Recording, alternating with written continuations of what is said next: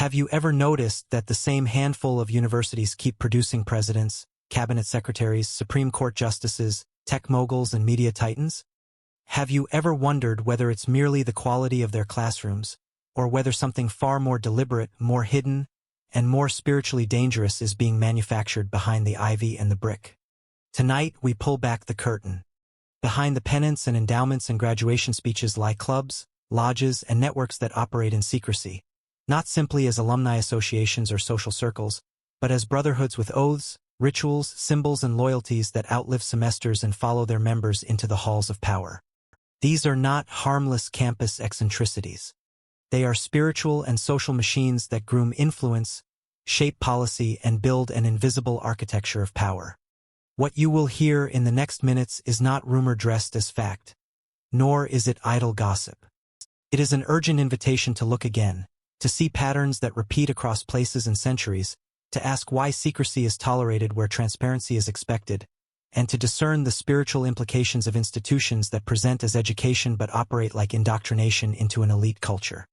If you care about truth, about spiritual clarity, and about the future that will be handed to our children, listen closely. Because once you see the pattern, you cannot unsee it, and the questions it raises demand a response. Yale University Skull and Bones. When people mention secret societies, the first name that comes to most minds is Skull and Bones. Founded in 1832 at Yale, Skull and Bones is shorthand in public imagination for elite secrecy. A society with dark symbolism, mysterious rites, and alumni who rise to astonishing influence. Skull and Bones publicly identifies with a skull and crossbones emblem and the number 322. Its members, traditionally called Bonesmen, are chosen from Yale's junior class in a single, highly selective tap. Each year, the society initiates a very small group of students, who thereafter belong to a lifelong network whose influence extends well beyond the campus. What makes Skull and Bones unnerving to many observers is not simply its privacy but the kind of privacy it guards. Over the decades, stories have circulated: secret tombs as meeting places, initiation rituals that appear designed to bind members emotionally and morally, and oaths that pledge lifetime loyalty. Whatever the precise content of any particular ceremony, the structure is clear. The society replaces or supplements ordinary civic loyalty with a powerful private allegiance, an allegiance that lasts decades and spans the corridors of government, finance, and media. Consider the alumni trajectory. The society's roll call includes a disproportionate number of people who went on to shape American policy and business. That fact alone could be shrugged off as coincidence. Elite schools naturally produce elites, but coupled with the society's emphasis on lifelong bonds and exclusive access, a pattern emerges. Networks that form privately on campus can exert influence publicly for a lifetime. From a spiritual perspective, the troubling pieces are the symbols and rituals. Death imagery, a skull, coffin-like tombs, and dramatic initiations raise questions. What does it do to a person to take a vow in a rite that evokes death or secrecy? What loyalties are swayed? In Matthew 6, Jesus said a person cannot serve two masters. And yet leaders who swear private oaths to secret groups bring those undisclosed loyalties into public decision-making. To be clear, many members of elite societies serve their nations capably and with integrity. But secrecy, by definition, resists accountability. When bonds of brotherhood override public transparency, even well-intentioned decisions can be interpreted as being made for the hidden few rather than for the many. Harvard University, the Purcellian tradition, and other final clubs. Harvard's history is strewn with exclusive clubs, the final clubs. Institutions that, while varying in culture and form, share a common trait. They pick and bind their own. The clubs sit off the public records. Some have no official online presence, and their rituals are guarded. One of the oldest and most whispered about is the club whose name gets anglicized in various ways, the Purcellian or Purcellian, a club whose outward eccentricities hide long-standing networks of influence. Why does a club named after a pig become a symbol of elite companionship? Because names in these contexts are camouflage. A seemingly whimsical title masks an institutional function: to create a private fellowship among Herald's most connected students and alumni. Historically, Many political leaders, financiers, and media executives passed through Harvard's final clubs. The networks people picked up in those halls opened doors, created introductions, and sustained careers. The spiritual critique is not merely that powerful people made deals over dinners, that happens everywhere, but that secrecy becomes the medium by which influence is distributed. The New Testament gives a consistent preference for light and truth. John writes that everyone who does evil hates the light. When institutions prefer hidden mansions to public accountability, it's fair to ask, what are they hiding and why can't their deeds bear daylight? There is also the moral hazard of favoritism. In James, favoritism is condemned. Choosing insiders while dismissing others is a kind of injustice. Clubs that organize membership on the basis of birthright, accent, lineage, or legacy entrench social divisions and amplify the privileged voice while marginalizing the majority. Again, not every member of a final club is unfit or corrupt. But institutional secrecy plus lifetime networking plus institutional prestige equals disproportionate influence. When policy, philanthropy, and media coverage flow along those hidden tunnels, ordinary citizens rarely get a seat at the table. Princeton University, the Ivy Club, and gated gatherings. Princeton's ivy-covered facades project scholarship and tradition. But like other older universities, it has social mechanisms that gatekeep influence. Eating clubs, especially the Ivy Club, operate as a modern-day initiation into elite networks. The selection process, the infamous bicker, is designed to allow current members to decide who will join and who will be excluded. It's not anonymous, it's not democratic. It's an exercise in the social engineering of future elites. The Ivy Club is architecturally impressive and socially potent. Membership historically aligns with access. Top internships, introductions to political benefactors, invitations to exclusive career pipelines. The result is an invisible hand that pushes certain people into key intern positions, clerkships, and leadership roles. Spiritually, the problem returns to favoritism and exclusion. The lifetime advantage conveyed by a single campus connection contradicts the biblical calls for justice, mercy, and humility. James warns against showing partiality. Jesus calls leaders to servanthood. Yet an educational system that selects leaders on private grounds and funnels them into public power perpetuates an aristocracy of influence. There is also the psychological formation that happens in exclusive communities. Being selected into a club that styles itself as the elect produces a narrative. You are chosen, you are special, you belong to a set apart. That sense of superiority colors later decisions. For leaders entrusted with equal justice and public service, the habit of feeling chosen is spiritually corrosive. Princeton's physical environment, Gothic arches, carved symbols, private rooms, offers aesthetic continuity with Europe's mystery traditions. These symbols in themselves are not evidence of occult practice, but they do create an atmosphere that celebrates lineage, mystery, and exclusivity rather than humility, transparency, and service. Stanford University, the Bohemian links out west. In the golden light of Silicon Valley, Stanford University stands as an engine of innovation. Its alumni build the companies that shape daily life: social platforms, search engines, biotech firms, and AI startups. Innovation is the common praise for Stanford, and rightly so. But power without accountability can be just as dangerous as power without innovation. One social node that connects Silicon Valley's elite, some of whom studied at or around Stanford, is the Bohemian Club and its annual gathering at Bohemian Grove in Northern California. The Grove's private rites are the stuff of folklore. Redwood groves, evening processions, an enormous owl statue, and theatrical performances. Wealthy business leaders, politicians, and media figures have attended for over a century. The rituals and the privacy are the point: to create a contained space where elites can bond, unobserved. The concern is not merely that a few powerful people gather to sing or act out plays. The concern is the relational capital forged there. Faces become familiar, confidences are shared, and mutual obligations are born. When the people who design algorithms, advise presidential campaigns, and finance global projects have private shared experiences away from public scrutiny, their mutual loyalties affect public outcomes. Spiritually, ritual practice that bows before objects or dramatizes secret knowledge has echoes of pagan worship. Psalm 115 warns that idols are made by human hands and warns about trusting in them. Rituals shape the heart. A leader who participates in symbolic enactments that celebrate power and secrecy will internalize a posture toward the world that differs from the posture of the gospel.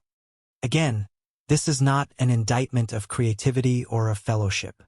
People need meaningful relationships, and elites require spaces to decompress. But when those spaces become the primary engine of career advancement and political influence, and when they are shielded from accountability, society grows vulnerable to decisions shaped by private loyalty rather than public justice. Georgetown University Jesuit Networks. Georgetown is America's oldest Catholic and Jesuit university, and wears its ecclesial identity openly. Priests teach on campus, crosses hang in chapels, and theological study is a visible part of campus life. Yet the Jesuit order, the Society of Jesus, also has a long historical reputation for disciplined organization, careful education, and strategic engagement with the world. That reputation has made the Jesuits both influential and, to some critics, secretive.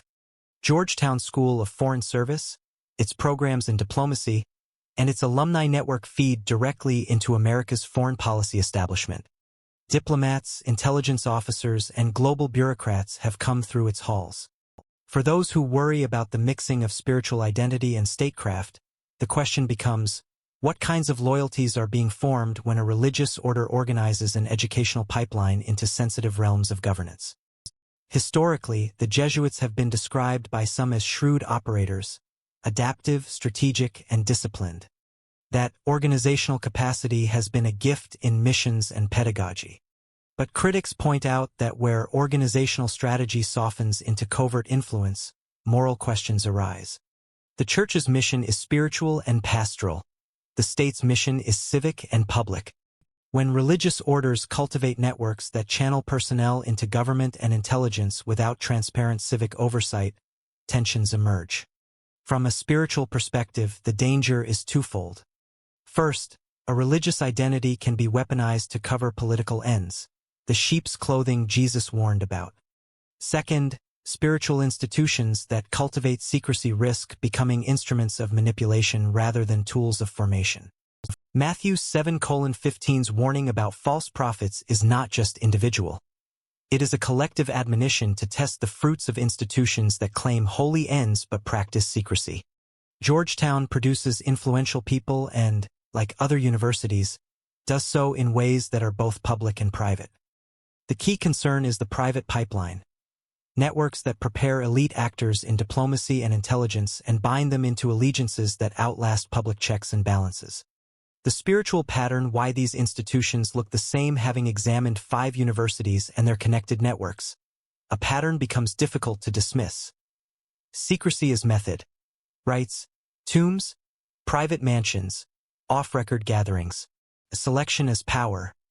Tap lists, bickers, and invitations that determine who advances. Ritual as formation. Symbolic acts that bind and orient members to shared loyalties.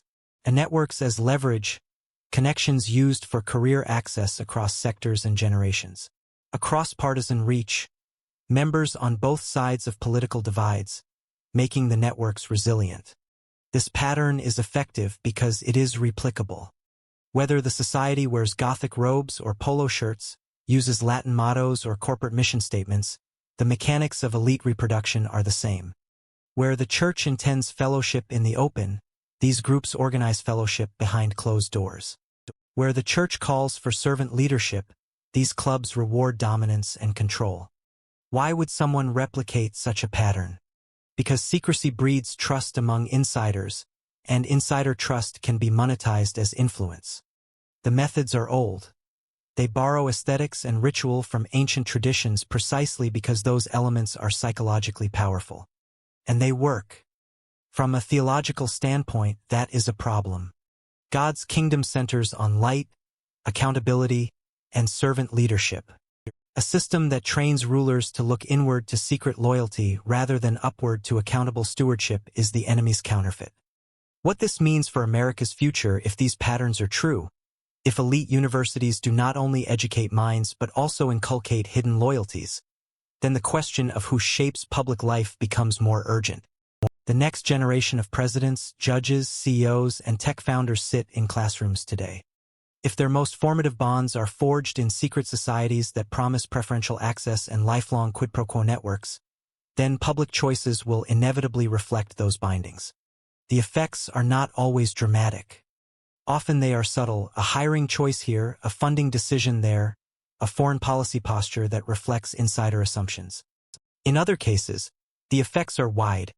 Institutional capture of regulatory apparatuses, market-shaping technologies designed without public deliberation, and legal interpretations that reflect a class's internal worldviews. Scripture is stark about unseen powers. 1 John 5 verse 19 says the whole world lies under the sway of the evil one. Ephesians points to spiritual hosts that operate at societal levels. When we see institutions forming the next generation of those who lead nations, and those institutions use secrecy as their mode, we must ask, how will spiritual allegiances formed in private rooms affect public life? This is not a call to panic or to conspiracy mania. It is an exhortation to vigilance, prayer, and civic engagement.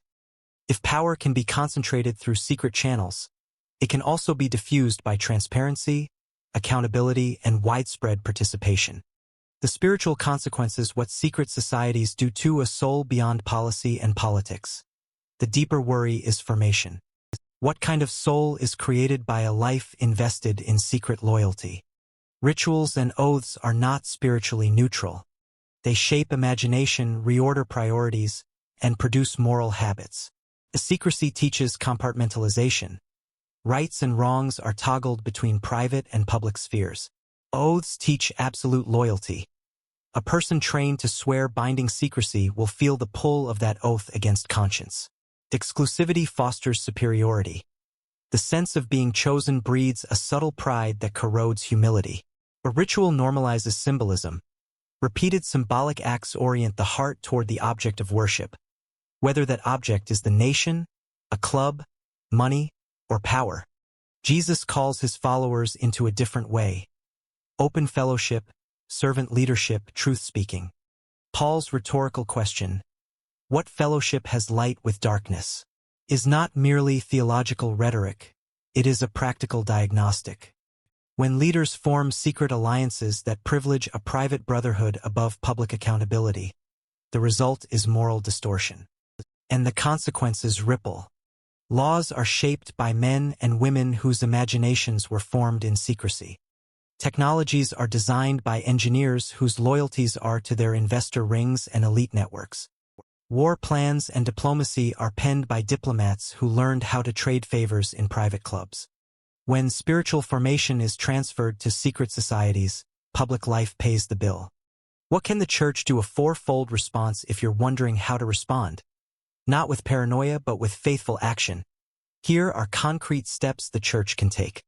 Pray for discernment. Spiritual warfare begins in prayer. Ask God for eyes to see, ears to hear, and boldness to speak truth in love. Pray for the leaders forming today and for the church to be a faithful counterweight. Teach biblical citizenship. Raise a generation taught that power is stewardship. Teach that true influence is exercised through humility, service, and truth, not secrecy and entitlement. Expose where appropriate. Where institutions hide in ways that threaten justice or liberties, expose them with careful, evidence-based reporting and public conversation. Truth in the light is a disinfectant. Model alternative fellowship. Build open communities of formation, churches, schools, civic groups that practice accountability, shared leadership, and public service. Offer a counterexample. Fellowship without secrecy and leadership without domination. The church need not become consumed by conspiracy hunting, but it must be bold in shaping moral imagination and resilient in teaching leaders to choose accountability over access, service over secrecy. Responding wisely, a caution about evidence and rhetoric. I say all this firmly, but not recklessly. There is a moral hazard in turning every elite network into a villain. Some members of these societies are faithful, honorable people who love their country and serve with integrity. Others may have been unwittingly shaped by habits that privilege insider advantage over public good. Facts matter. Allegations without careful documentation are unfair and feed cynicism. So when we critique institutions, we must do so with discernment, distinguishing between what is provable and what is interpretive, between patterns that require systemic reform and individual cases that demand accountability. At the same time, spiritual diagnosis is not limited to legal proofs. The Bible asks for spiritual judgment, testing the spirits, discerning fruit, and refusing to be naive about power. Where there is secrecy, where rituals bind members to lifelong pledges, and where public impact follows private bonds, the Church must speak, measuredly, faithfully, and with evidence. This is not merely an exposé. It's a summons. The story we have sketched is a choice point for every believer. Will you be drawn to the allure of hidden advantage and closed doors, or will you commit to the open fellowship of Christ? Will you teach your children that the highest honor is to be chosen by a private club, or that the highest honor is to be chosen by God and made a servant? The answer matters because the future is not decided only in ballot boxes or courts. It is decided in formation, where children learn to love truth or prefer secrecy, where students learn to value power or service, where leaders learn to serve the public or protect private loyalties. Scripture promises a final reckoning. Philippians declares that every knee will bow. But we live now in the meantime, and our actions matter. Let us pray. Let us teach. Let us expose when necessary. Let us love truth more than prestige. The time to wake up is now. Do not be deceived. Use the gifts God has given you: reason, courage, faith, and stand for a future in which public life is shaped by transparency, humility, and the fear of the Lord. If you want to wrestle with this material in a group or at home, here are reflective questions to discuss or journal through. What does secrecy mean in your life? Where might you be tempted to trade transparency for protection or gain? How should Christians weigh evidence against spiritual intuition when they see patterns of elite capture? What practical steps can local churches take to prepare young people to resist the lure of elite, secretive networks? Where in your community is power concentrated behind closed doors? And how can accountability be introduced without slander? How can believers practice servant leadership that resists the gravitational pull of exclusivity? If this message stirred something in you, don't let it be merely an emotion. Let it be a call. Start with prayer. Talk with your church. Teach your children that honor comes from God, not from a gilded invitation. And when you see institutions that prefer the night over the day, raise a light. The story doesn't end here. There are cities and institutions across America where the same fingerprints appear: secret rituals, private clubs, hidden allegiances. If you want to go deeper, to examine particular cases, to document evidence carefully, and to prepare a plan for public awareness and faithful response, tell me which university, club, or network you want to investigate next.